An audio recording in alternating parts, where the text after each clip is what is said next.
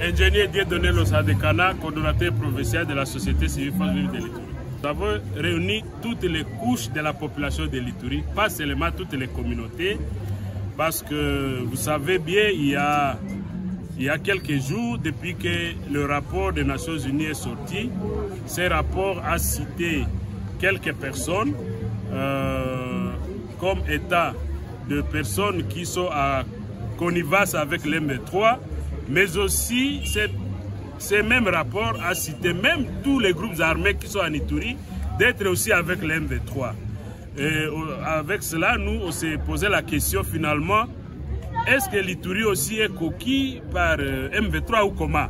Parce que tous les groupes armés, s'ils sont avec M23, et quelques notables sont déjà cités, il reste encore qui? Nous avions aussi d'autres inquiétudes par rapport au fait que les miliciens auraient cité, auraient dit que ce sont les communautés, les membres des communautés qui les empêchent de déposer les armes. Il y avait aussi question de recrutement qui se font en Ituri, et où les gens quittaient l'Ituri pour aller dans la zone sous contrôle de M23 et revenaient à Bunia. Nous devons débattre d'une manière officielle, au lieu que ça reste dans la coulisse. Parce que ça se dit dans la coulisse, nous devions parler à haute voix. C'est ce qui nous a réunis.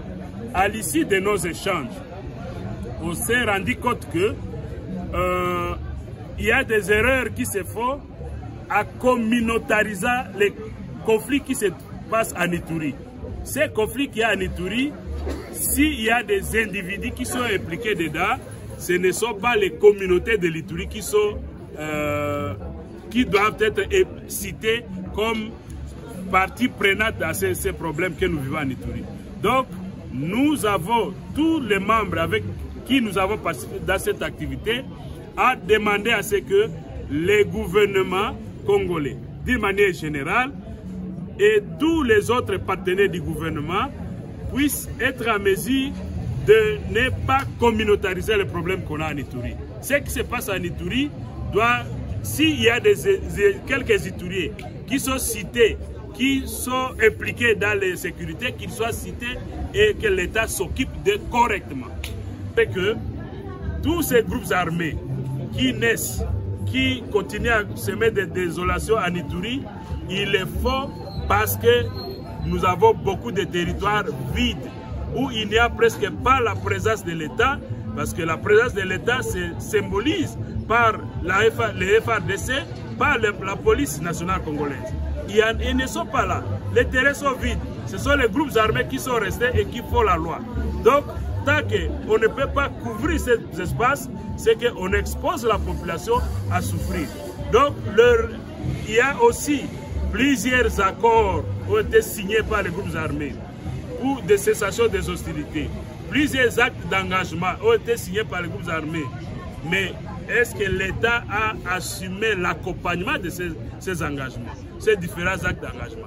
Donc ce sont là les préoccupations qui ont été posées, qui sont revenues sous forme de recommandations, que l'État congolais s'engage à accompagner tous les différents actes de cessation des hostilités, des engagements qui ont été signés par les groupes armés, et ça peut nous donner une force.